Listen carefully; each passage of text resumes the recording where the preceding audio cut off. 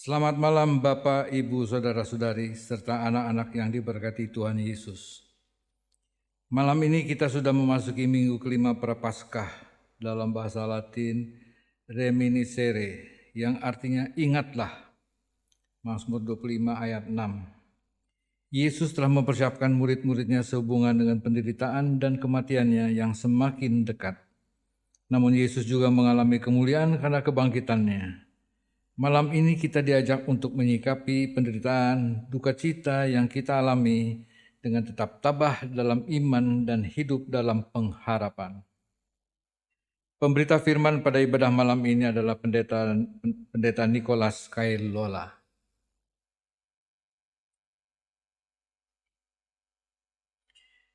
Yerusalem, Yerusalem, engkau yang membunuh nabi-nabi dan melempari dengan batu orang-orang yang diutus kepadamu. Berkali-kali aku rindu mengumpulkan anak-anakmu, sama seperti induk ayam mengumpulkan anak-anaknya di bawah sayapnya. Tetapi kamu tidak mau. Sesungguhnya rumahmu ini akan ditinggalkan dan menjadi sunyi. Tetapi aku berkata kepadamu, kamu tidak akan melihat aku lagi, hingga saat kamu berkata, diberkatilah dia yang datang dalam nama Tuhan.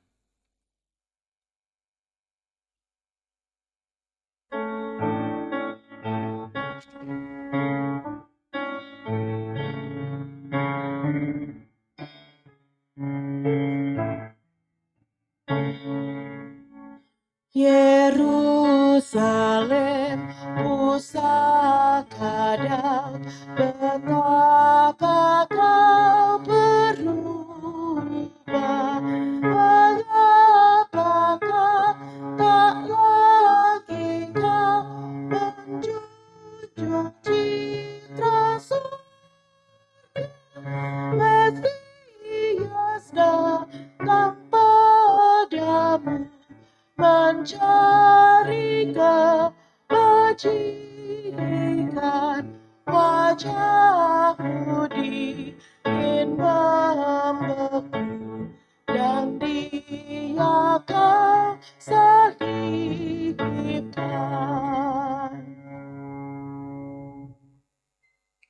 Sebab siapakah pengharapan kami, atau sukacita kami, atau megah, atau mahkota kemegahan kami di hadapan Yesus Tuhan kita pada waktu kedatangannya, kalau bukan kamu.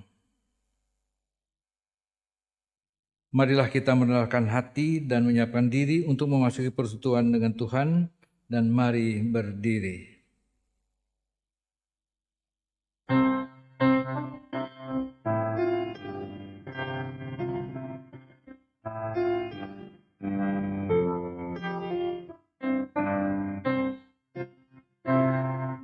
Insan tangisi dosamu, ingatlah Kristus menempuh jalan penuh sengsara, dan bagai hamba terendah, ia kosongkan dirinya menjadi perantara. Dia mati dihidupkannya, dia sakit disembuhkannya, yang hilang ia cari, berkorban diri akhirnya, memikul dosa dunia di atas kayu salib.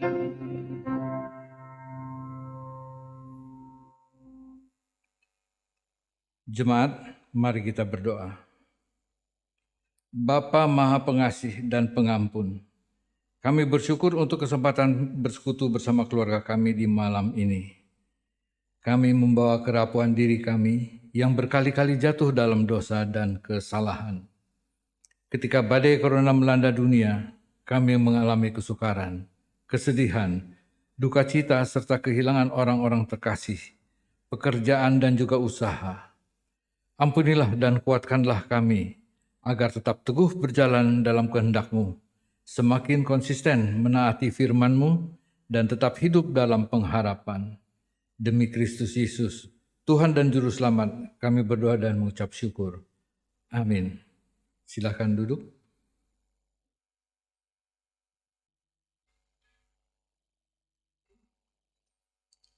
Kepadamu ya Tuhan, kuangkat jiwaku.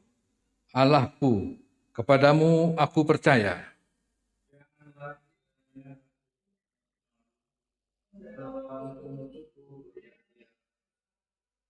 Ya, semua orang menantikan Engkau, takkan mendapat malu.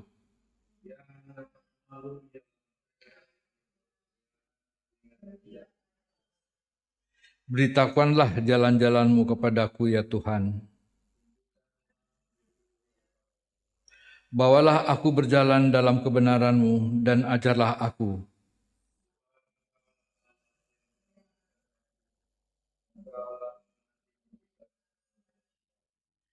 Ingatlah segala rahmat-Mu dan kasih setia-Mu ya Tuhan.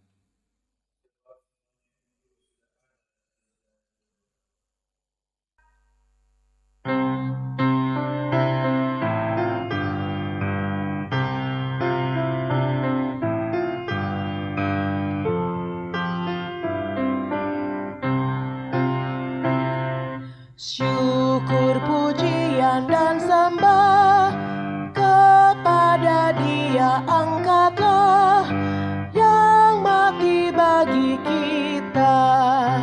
Ikutlah Dia yang menang, pikulah salib dan beban dengan bersukacita. Kasih-Nya perkenalkanlah, dan dalam kuasa nama-Nya kalahkanlah yang jahat. Ingat darah-Nya yang kudus, yang bagi Allah Bapamu berharga tinggi amat.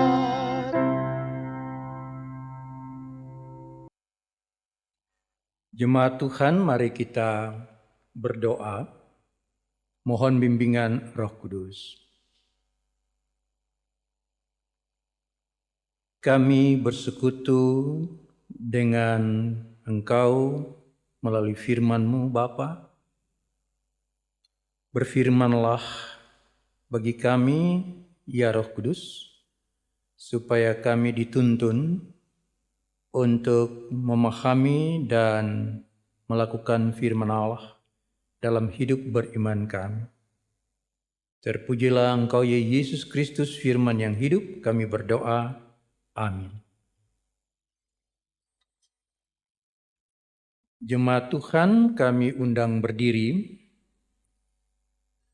untuk mendengar firman Tuhan yang dibacakan dari surat 1 Tesalonika 2 ayat 13 hingga 20 yang menyatakan 1 Tesalonika 2 ayat 13 hingga 20 yang menyatakan, dan karena itulah kami tidak putus-putusnya mengucap syukur juga kepada Allah, sebab kamu telah menerima firman Allah yang kami beritakan itu, bukan sebagai perkataan manusia, tetapi, dan memang sungguh-sungguh demikian, sebagai firman Allah yang bekerja juga di dalam kamu yang percaya.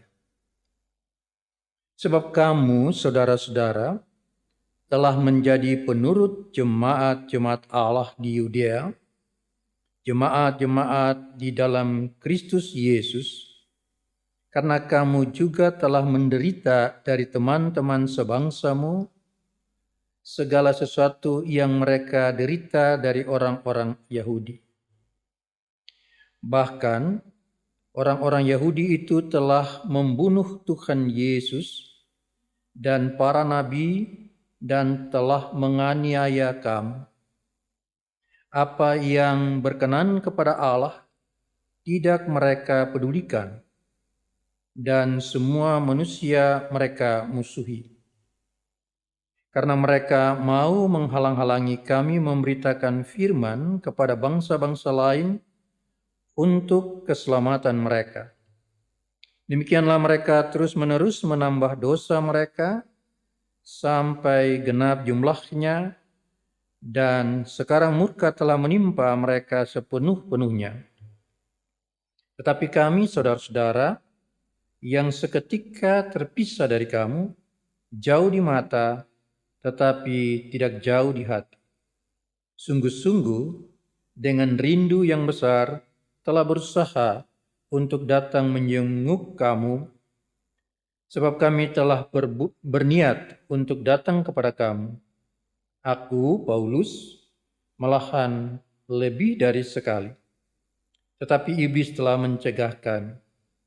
Sebab siapakah pengharapan kami, atau sukacita kami, atau mahkota kemegahan kami di hadapan Yesus Tuhan kita pada waktu kedatangannya, kalau bukan kamu? Sungguh, kamulah kemuliaan kami dan sukacita kami. Demikian pembacaan Alkitab. Berbahagialah setiap orang yang mendengar firman Tuhan dan yang melakukannya. Hosiana.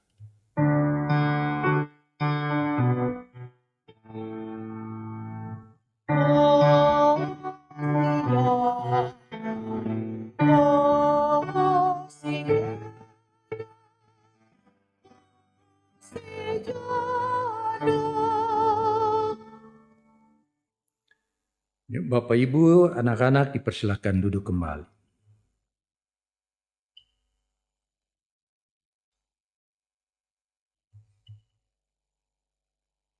Hidup spiritualitas yang berkualitas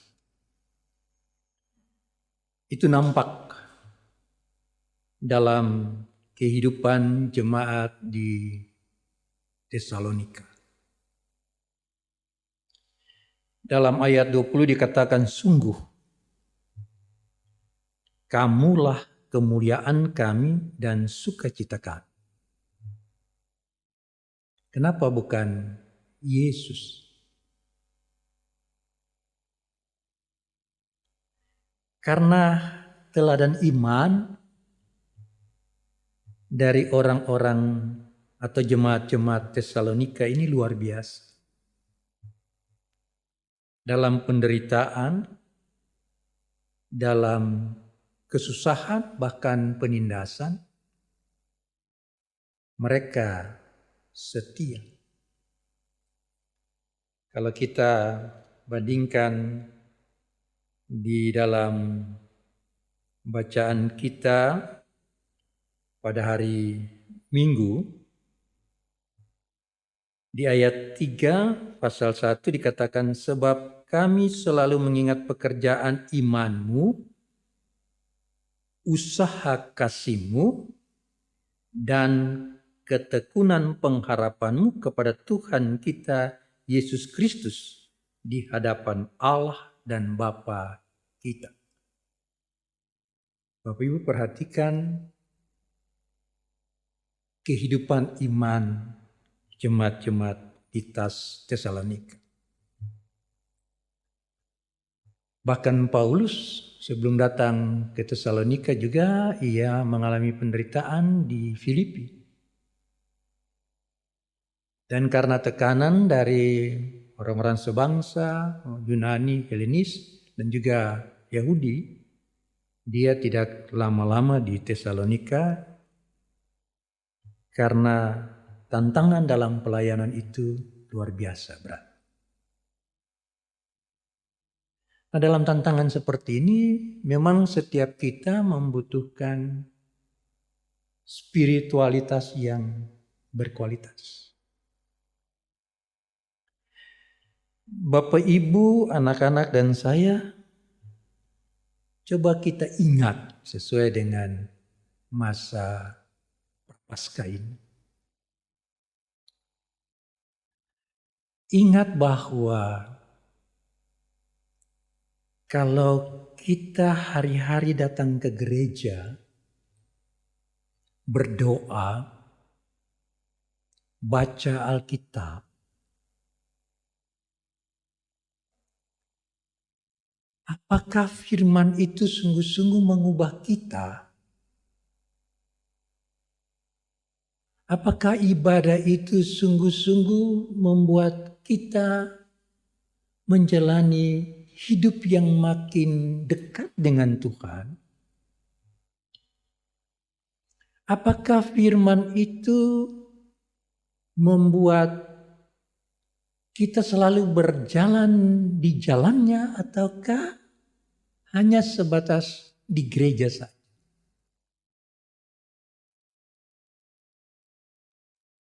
Kalau itu yang kita lakukan, spiritualitas kita buruk. Bapak, Ibu, saya dan anak-anak, kita boleh aja menjadi orang yang rajin ibadah, rajin ke gereja, rajin berdoa, rajin baca Alkitab. Tapi kalau dia tidak nampak dalam kehidupan kita hari-hari, spiritualitas kita hanya kelihatan di luar saja.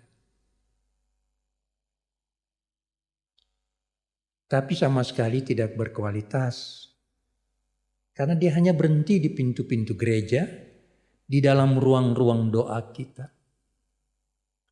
Dia tidak nyata dalam hidup kita yang bersaksi. Sehingga Yesus yang telah mati dan bangkit bagi kita, yang dikatakan dalam bacaan kita, yang telah dibunuh oleh orang-orang Yahudi dan para nabi yang telah dibunuh dan dianiaya, hanya menjadi sebuah cerita waktu lalu. Padahal kematian Kristus adalah ukuran yang senantiasa kita pakai untuk setiap pergumulan dan penderitaan kita.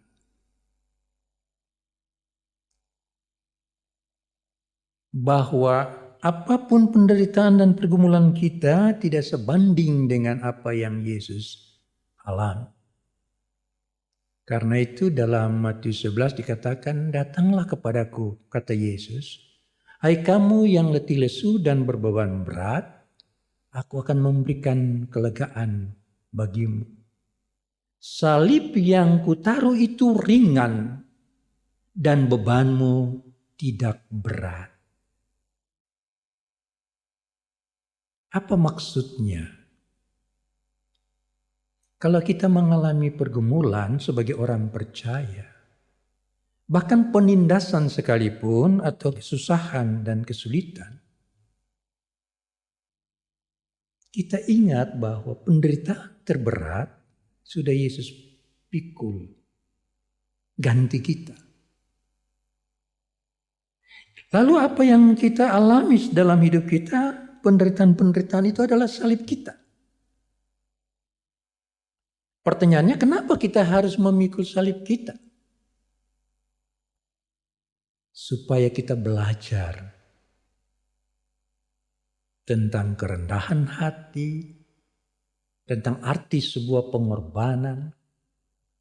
Karena Bapak, Ibu, dan anak-anak serta saya tidak mungkin dapat merasakan penderitaan orang lain kalau kita sendiri tidak pernah merasa menderita. Kita tidak mungkin merasa sakit bersama-sama dengan orang lain kalau kita sendiri tidak pernah merasa sakit atau disakiti. Sebab itu spiritualitas yang berkualitas itu menuntun kita supaya doa kita menjadi tindakan nyata kita. Kita ingat apa yang dikatakan Tuhan Yesus. Kalau kamu mau berdoa, pulang dulu berdamai dengan saudaramu, baru datang kepadaku.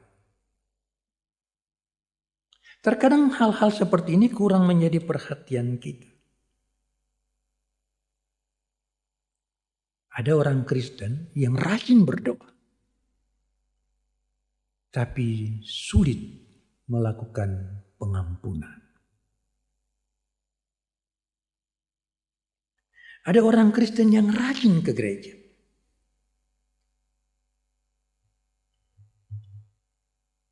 Tetapi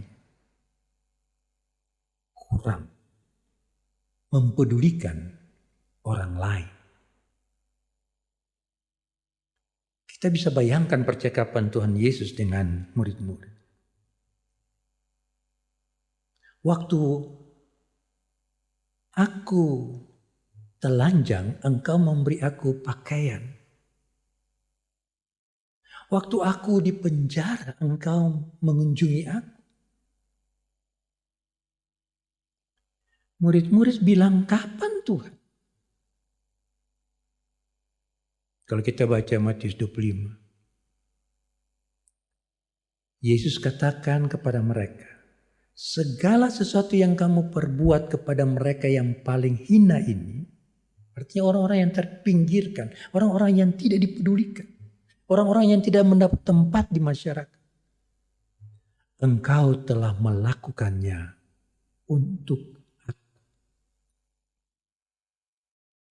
Jadi spiritualitas yang berkualitas itu bagaikan dua sisi mata uang yang tidak bisa dipisahkan satu dengan yang lain.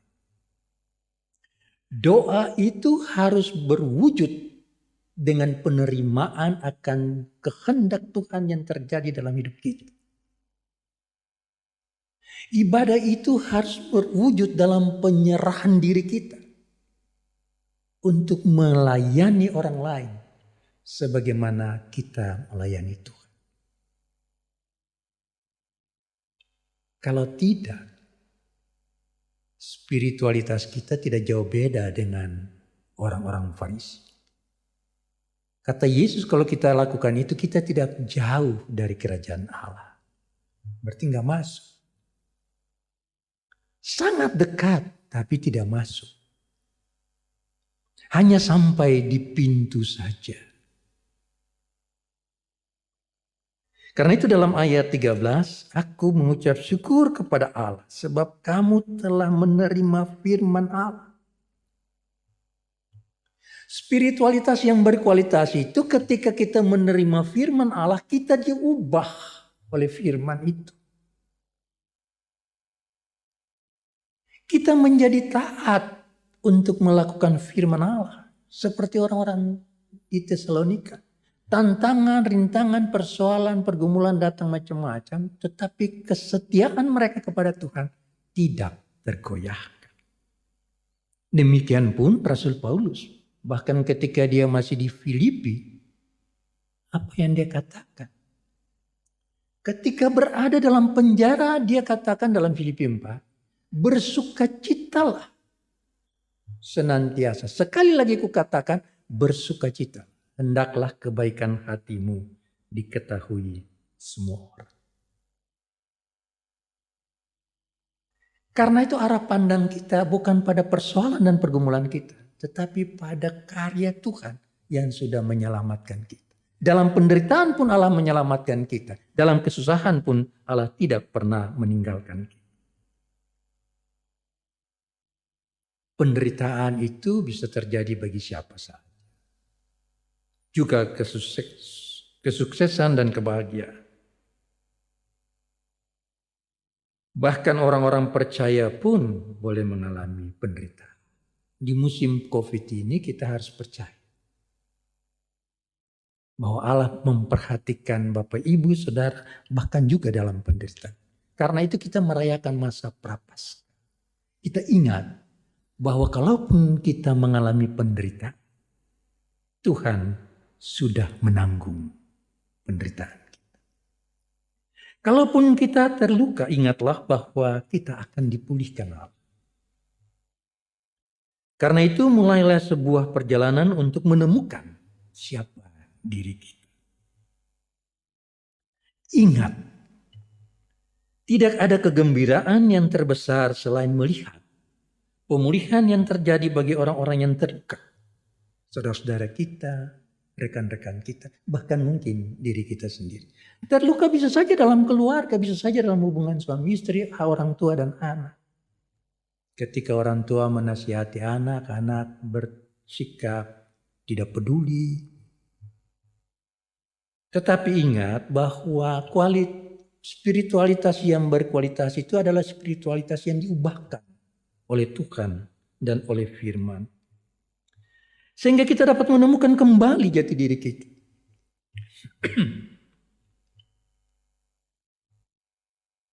Dan dalam keadaan itu kita dapat bertanya, mengapa Tuhan mau pulihkan kita? Kenapa Tuhan menghadirkan kita di tengah keluarga, di tengah masyarakat, di tengah gereja? Supaya kita dapat menjadi alat di tangan Tuhan untuk menyatakan karya keselamatan Tuhan yang sudah terjadi dalam kehidupan kita hari lepas hari. Karena itu kita dapat memahami apa yang dikatakan Rasul Paulus kepada jemaat di Tesalonika ini. Sungguh kamulah kemuliaan kami dan sukacita kami ketika kita memiliki spiritualitas yang berkualitas. Kita dapat menceritakan kepada orang lain bahwa kesetiaan kita kepada Allah, pengharapan kita kepada Allah tidak pernah sia-sia. Ia melakukan segala bagi hidup kita dan masa depan kita. Sebab itu spiritualitas yang berkualitas adalah bagaimana kita menemukan Kristus dalam hidup kita.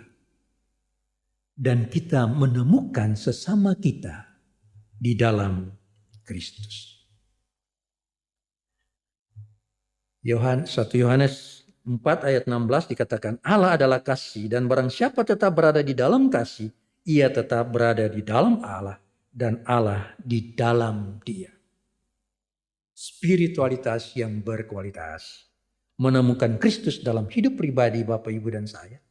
Dan menemukan sesama di dalam Kristus dalam setiap pertemuan dan pelayanan kita.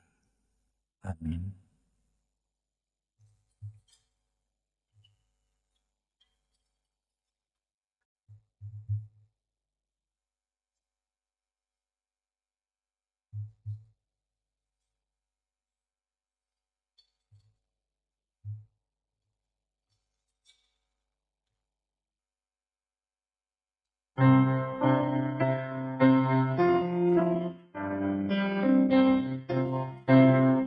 Yesus, kau kehidupanku, kau penumpas mautku.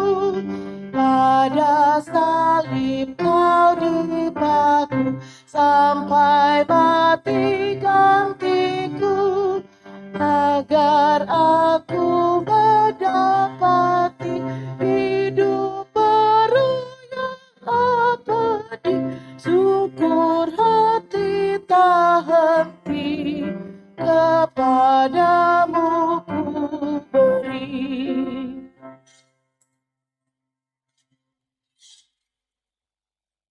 Mari jemaat Tuhan, kita berdoa.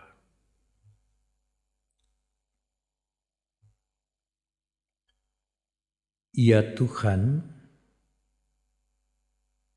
jadikanlah kami semua umat-Mu, orang-orang yang menerima firman Allah dan diubahkan oleh kuasa firman. Agar ketika kami takut, kami tidak ragu untuk percaya. Ketika kami cemas, kami berani untuk berserah penuh pada Yesus. Ketika kami terluka, bahkan menderita, kami tahu Engkau Tuhan telah menanggung beban derita kami. Sehingga kami boleh mengalami masa-masa prapaskah ini dengan mengingat Kristus yang sudah menyelamatkan hidup kami. Terima kasih Tuhan untuk semua jemaat Tuhan di masa pandemi ini. Tuhan menolong, menjaga dan mengkawal hidup mereka. siang dan malam biarlah Tuhan selalu hadir, baik dalam pergumulan ataupun dalam sukacita dan keberhasilan mereka. Agar umat-Mu ini aman dalam lindungan Tuhan. Ya Tuhan, malam ini kami membawa setiap permohonan, doa, rencana, harapan dari setiap pribadi, masing-masing keluarga. Kami membawa ucapan syukur dan persekutuan setiap keluarga yang sedang beribadah dan berdoa. Tuhan kukuhkan dengan kasih karunia dan rahmat, agar ibadah ini jadi berkat dalam hidup kami. Untuk pekerjaan, untuk pelayanan, untuk setiap tugas, untuk pendidikan anak-anak, untuk masa depan mereka, untuk setiap doa-doa umat.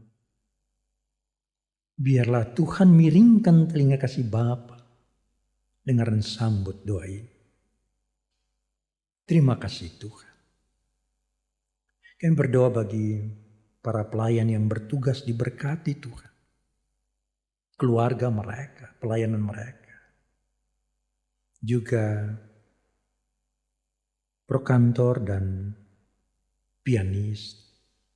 Tuhan memberkati pelayanan mereka. Kami berdoa bagi tim multimedia dalam kesetiaan mereka. Tuhan menolong dan memberkati pelayanan ini. Keluarga rumah tangga mereka masing-masing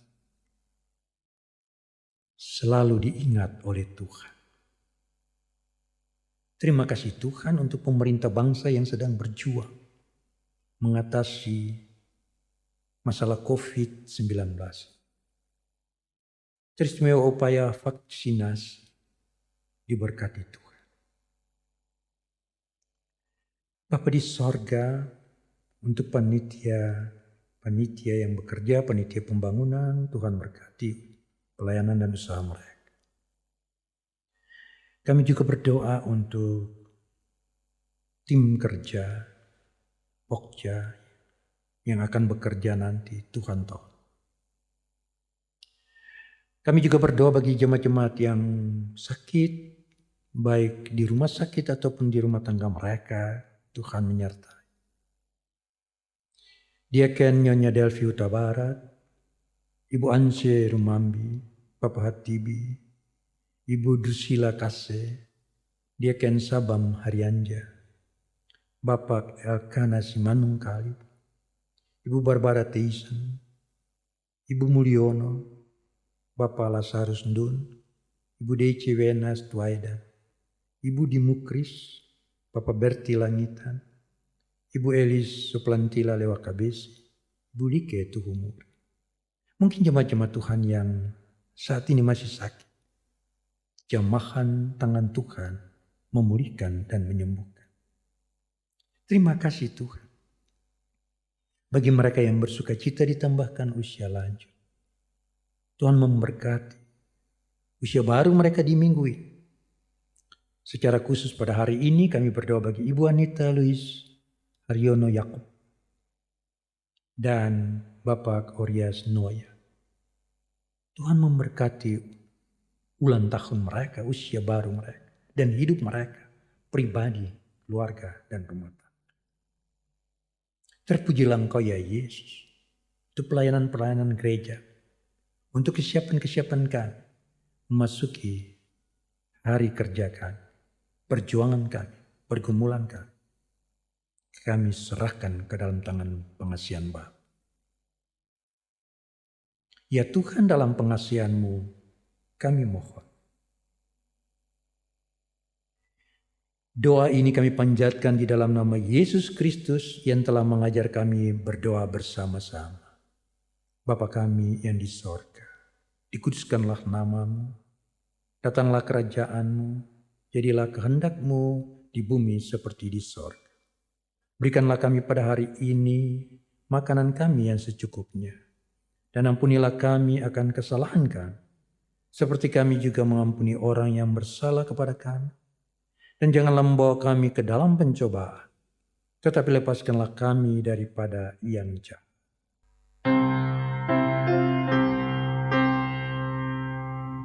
Karena Engkaulah yang mempunyai kerajaan dan kuasa dan kemuliaan sampai selama-lamanya.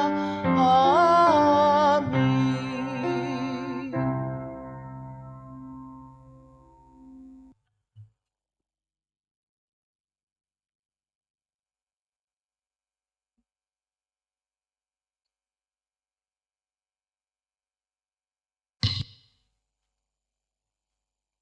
Mari mengucapkan syukur kita kepada Allah melalui persembahan kepadanya dengan mengingat nas Alkitab, berilah kepada Tuhan kemuliaan namanya, bawalah persembahan dan masuklah ke pelatarannya.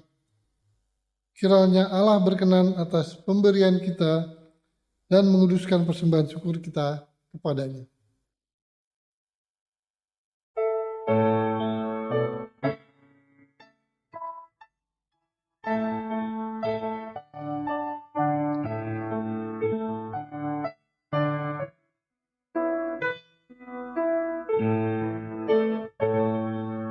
Padamu Tuhan dalam ku persembahkan hidup, hari jiwa dan raga hanya dalam-Mu ku teduh.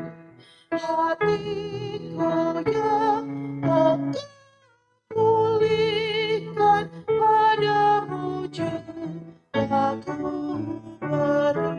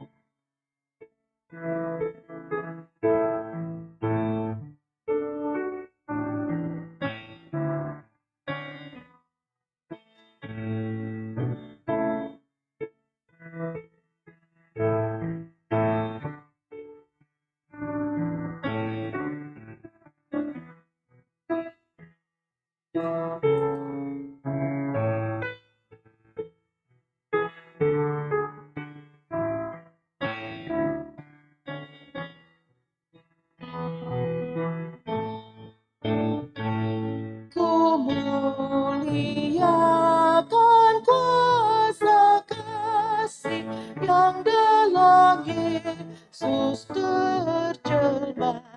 Ku bersarah sebulat hati di dalam arus rahmat-Nya. Diriku tak ku ingat lagi lautan kasih-Ku selama.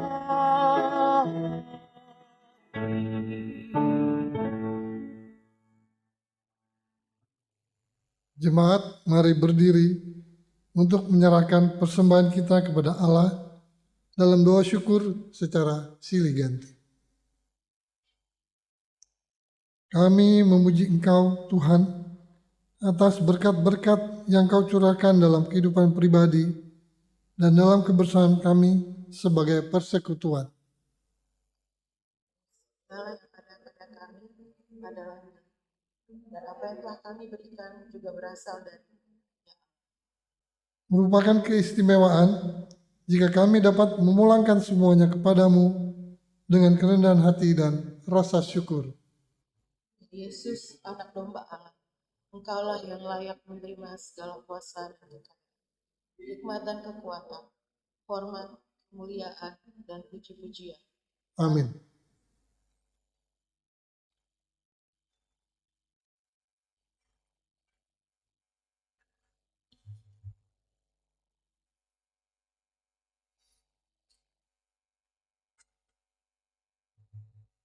Bapak Ibu kekasih Tuhan, mari kita menyelesaikan ibadah kita pada malam ini.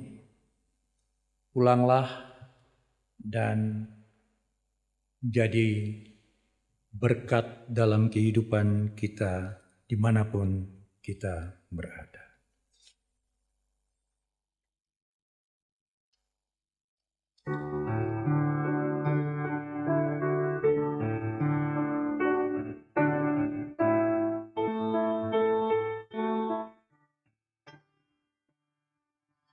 Ya sejak ku pandang Yesus, ku tinggalkan dosaku. Pada Dia ku terpaut, Dia juru selamatku.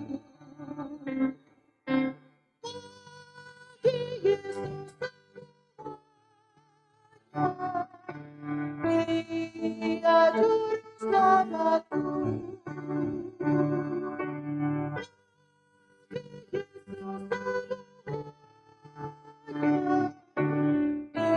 Dia juru selamatku.